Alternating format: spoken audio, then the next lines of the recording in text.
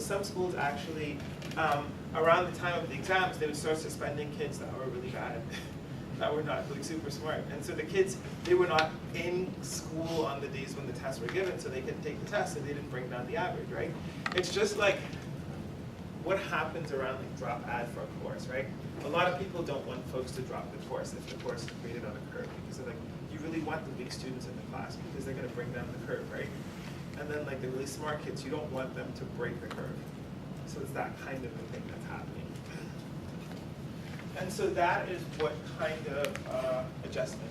Is that intensive or extensive?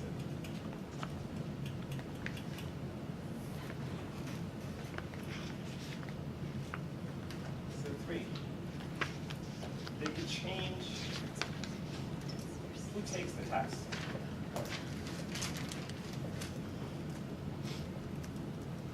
There are a couple ways that they did it.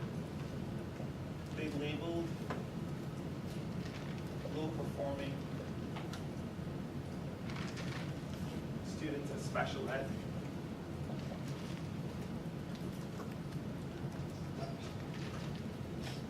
So they were exempt from the test.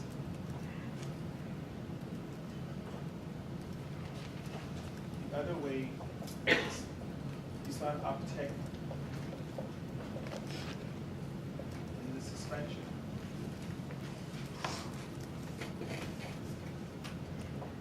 Of students around test time.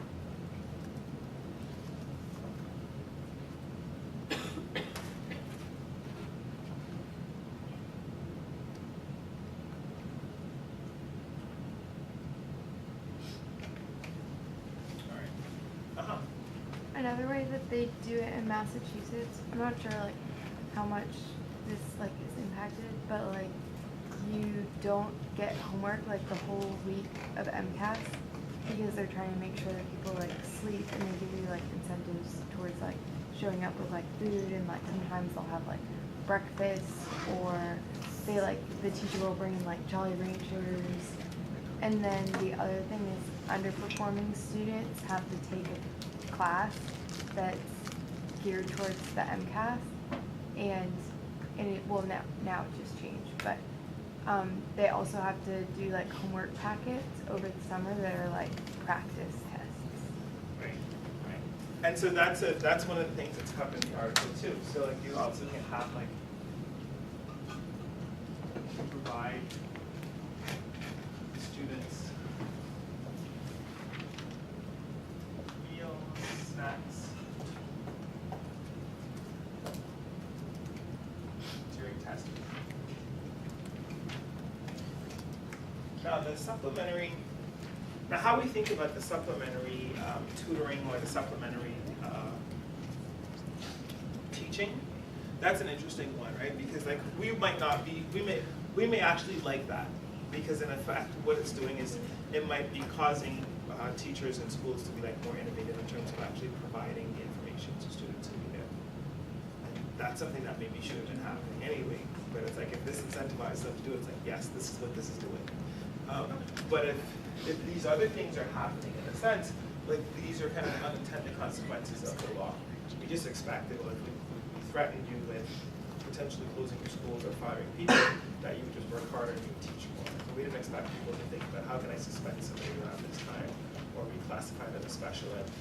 This like, I mean, like this is really bad, right? Because it's like this kid now is gonna have to take this label for the rest of the year just because they were trying to get this kid out of the pool that was used to going to be the average.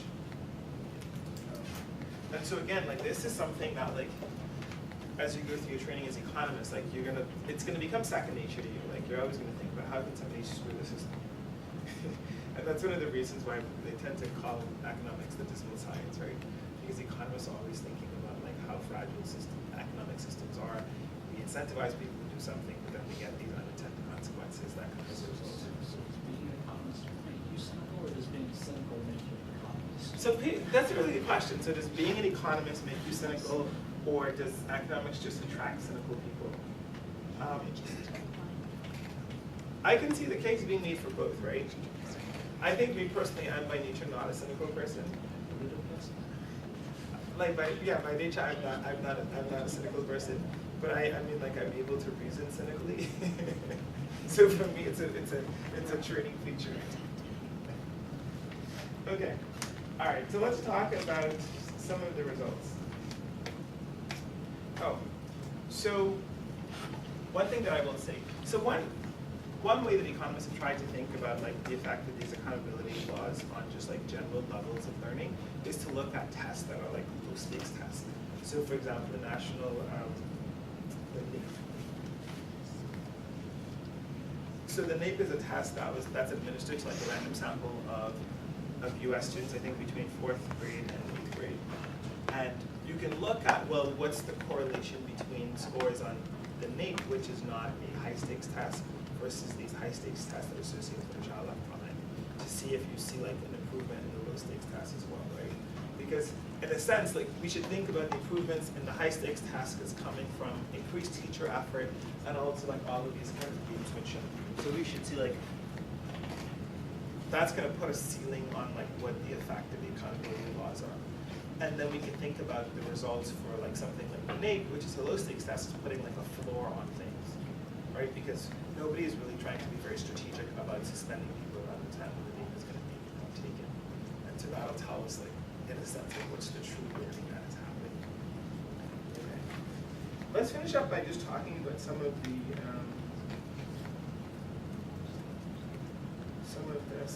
results here.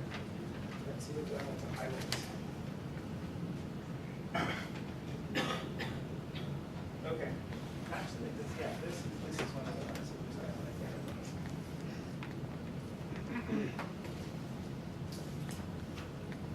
like. I'll also say this too, like even before the advent of No Child Left Behind, like over 45 states had school accountability laws within them. And so like this, No Child Left Behind is unique in the sense that it was happening at the federal level. But it's not as if schools have not been thinking about some of these issues before.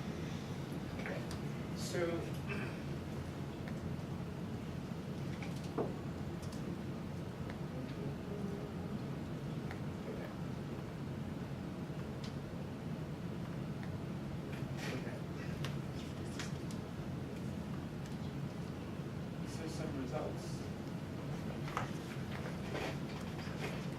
is a paper by Neil and Schanzenbach. This is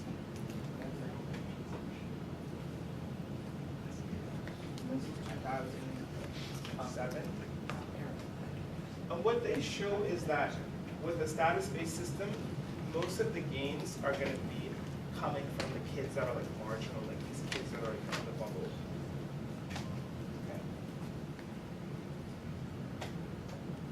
Most of the gains are going to be concentrated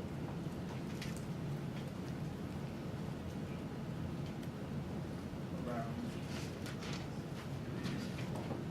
students who are on the bubble proficiency. Because it's like, okay, is this kid proficient or not? The kids that are super proficient, we don't care about them. The kids that are like not proficient, we don't care about them. But the kids that are like, they could be proficient with a little bit more effort, like the teacher's going to focus a lot more effort there. Because they're just looking at this aggregate proficiency measure. But then when we look at,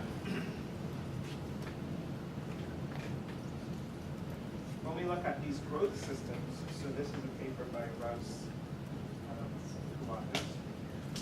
Cecilia Rouse, basically, fantastic education and labor economist at Princeton. So what she finds is with growth,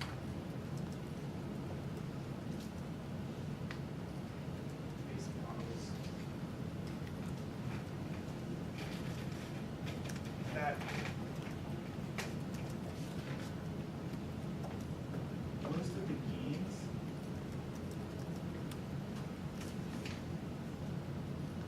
are for students at the extreme.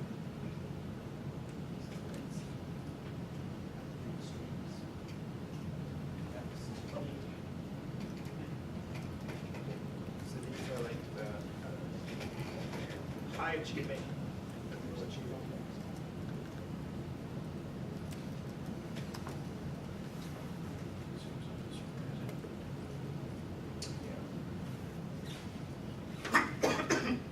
So you can think about the high achieving effect is really coming from motivation, right? Like you take a kid that's like super high achieving, it's like this kid's gonna be really motivated to learn, and if I'm getting benefits from like pushing them further up the curve, they may have more of a ceiling that they're running into, but they may also be like a lot more motivated to climb, even though the climb is steeper. Whereas for low achieving students, that they're starting from such a low baseline that any incremental effort that you place there is going to push them up a little bit further. So I encourage you to just Google and pull up some stuff on No Child Left Behind, read about the laws, like really start to understand like some of the policies behind that, like how people were thinking about this law when it first came into pass. One of the things that's really unique about school accountability laws is that they have actually received bipartisan support. Like whenever the president, be it a Republican or Democrat, talks about education reform, it's like uniformly praised. In fact, like if you go to the beginning of this article, you'll see where it says, so like the precursor to this No Child Left Behind was based on a 1989 summit in Charlottesville between George Bush and state governors, George W. Bush, Bush 1 president. And then after that, that was incorporated into President Clinton's goals for education in 1994, right? And then No Child Left Behind came after that from Bush 2. And so like these educational initiatives, like they receive generally bipartisan support. And so one of the nice things about us as economists thinking about these particular initiatives is that there tends to be a lot of political will around getting better measures of school accountability. And so from a political standpoint, we're not going to run into like a lot of resistance there. But it's really about trying to get the policy right. And getting the policy right has a lot to do with what do we measure. Do we measure this based on status in terms of where we look at just the overall average? Do we measure it based on looking at individual gains for specific students? Do we do a combination of both? And there are a number of papers that show when you do a combination of both, you can kind of get the best of both worlds and minimize the worst of both worlds too. For next week's class, we're going to look at school financing and TV sorting, which is the ability of households to move to jurisdictions where the taxes and the provisions of the local services are in accordance with that. So I'll send out some papers on that. What to do today is just send me and copy Shannon with an update on how things are going with your papers. Thank you guys.